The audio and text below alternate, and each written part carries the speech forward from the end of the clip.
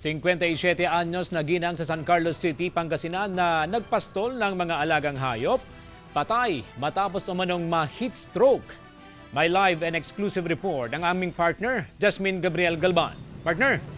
Partner, ngayon na-experience natin ang napakatinding init ng panahon. Tuloy-tuloy ang monitoring ng Provincial Health Office sa lahat ng bayan para doon sa posibleng kaso ng mga sakit na karaniwang nakukuha kapag matindi ang sikat ng araw.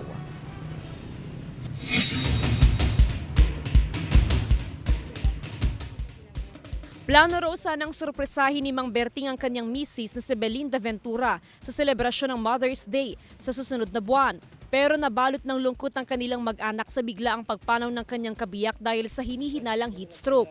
Sa sementeryo na raw bibisitahin ni Mang Berting ang kanyang asawa sa Mother's Day celebration. Kwento ni Mang Berting, katatapos lang umanong ipastol ng biktima ang kanilang alagang baka at kambing nang mahilo at mahirapang huminga si Belinda. Yung sobrang init ng panahon talaga. Heat stroke, sir, no? Oo.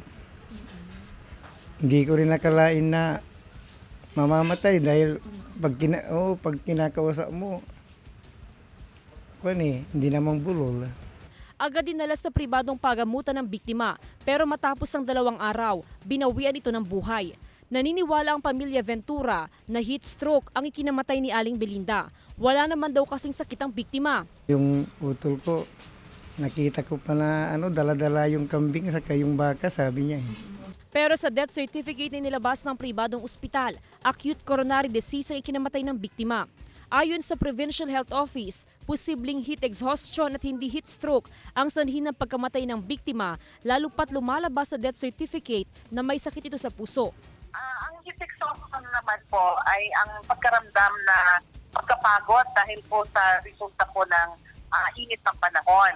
So ito po, pwede po ito mag-trigger ng mga dati na po nilang mga sakit. Katulad po ng sila po ay dati na may mga sakit puso. Ngayong nararanasan ang matinding init ng panahon, panawagan ng health authority sa publiko na maging maingat. Iwasang magbabad sa matinding sikat ng araw. Ugaliin ding uminom ng maraming tubig para makaiwas sa dehydration. Kasama si Ron Alistair Taniedo, ako si Jasmine Gabriel Galban, naghahatid ng Balitang Amyanan. Partner, sa oras na ito makakasama natin si Dr. Ana de Guzman, ang Provincial Health Officer ng Pangasinan, para malaman natin kung ano ba yung mga dapat tandaan ng ating mga kapuso sa oras na maka-experience sila ng matinding pagkahilo, pagsusuka, pananakit ng ulo, kung ano pa man, na usually ito yung mga sintomas hudok ng heat stroke at maiwasan yung possibility nga ng pagkamatay. Doc, good afternoon po. Kumusta ho ang probinsya ng Pangasinan, Doc? Kung ang pag-uusapan po natin ay ang kaso ho ng heat stroke, at ano nga ho ba, Doc, itong heat stroke, Doc?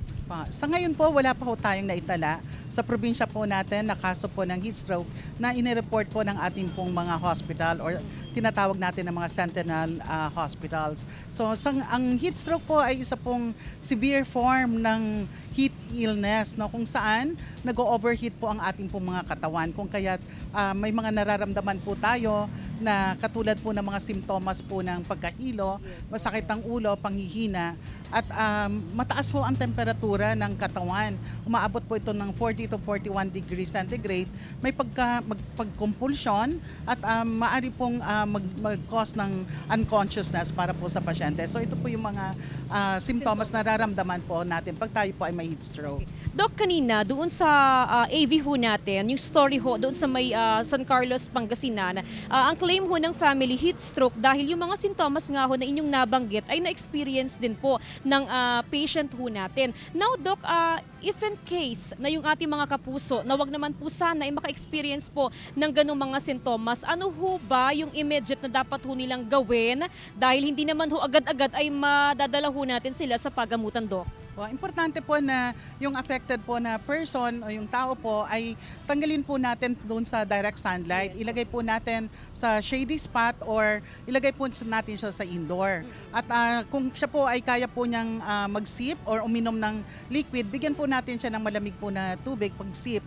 At saka kasama po dyan ay ang pagtanggal sana po ng kanyang mga damit nang sa ganun nga po ay malamigan ang kanyang pangangatawan. Lagyan po ng magtutuko tayo ng isa pong electric pelvic fan. At the same time, lagyan po natin ng ice pack ang kanya pong mga armpit, no, ito sa kilikili, at ito po sa mga singit po nila. Nang sa ganon, lumamig po ang kanya pang kangangatawan. At pagkatapos po ng magbigay ng emergency measures, kailangan po natin na dalhin po siya sa hospital. Nang sa ganon, ay mabigyan po siya ng agaran pong Lunas. May mga paniwala, Dok, na kapag nakaka-experience po ng ganyan, like yung heat stroke nga po na sinasabi natin or heat exhaustion, ito ho yung mas milder pa ho, no? Sinasabi ho na huwag uminom ng tubig kasi baka daw mas tumindi yung complications, parang ganun, Dok. Ano ho ba yung katotohanan sa ganitong mga sitwasyon, Dok? Kasi po sa panahon po na yan, nagkakaroon nga po sila ng pagconvulsion, Yes, no, na parte po ng isang simptomas. Kung kaya during time na sila po ay nagko-convulsion or unconscious sila, hindi mo talaga po sila dapat po bigyan po ng tubig. So pag ganun po, kailangan na po natin sila itakbo sa pinakamalapit po nating hospital. Nang sa ganun po, mabigyan po sila ng tamang lunas at masuri sila ng ating po mga doktor dahil po ang heat stroke nga po ay isa pong health emergency. Dok, last na lamang ho, 51.7 na heat index. Sabi nga ho natin, ito yung danger category. Dok, ano ho ang ating paalala sa ating mga kapuso, especially doon sa mga prone na posibleng tamaan po ng heat stroke sa ganitong mga panahon? Opo, ang ating pong risk group, no, ito po yung mga infant, ito po yung mga elderly, mga atleta, at yung mga construction workers o yung mga nagtatrabaho po sa labas. Kung tayo po ay may ganito pong temperatura, no, or heat index, kailangan po tayo iwasan or ilimita po natin yung ating pong exposure sa direct sunlight. Yung sinasabi nga po natin na dapat po hindi ho tayo nasa direct sunlight between 10 a.m. hanggang 3 p.m. At kailangan po uminom po tayo ng maraming tubig.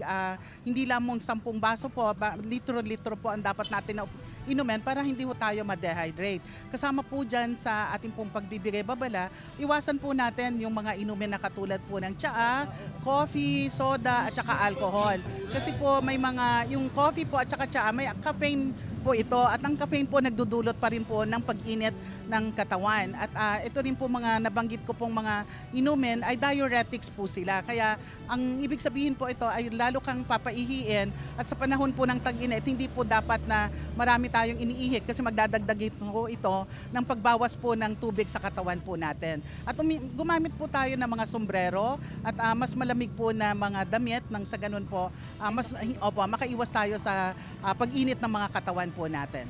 Doc, maraming salamat po. Partner, si Dr. Ana de Guzman, ang Provincial Health Officer ng Pangasinan. Balik sa iyo, partner.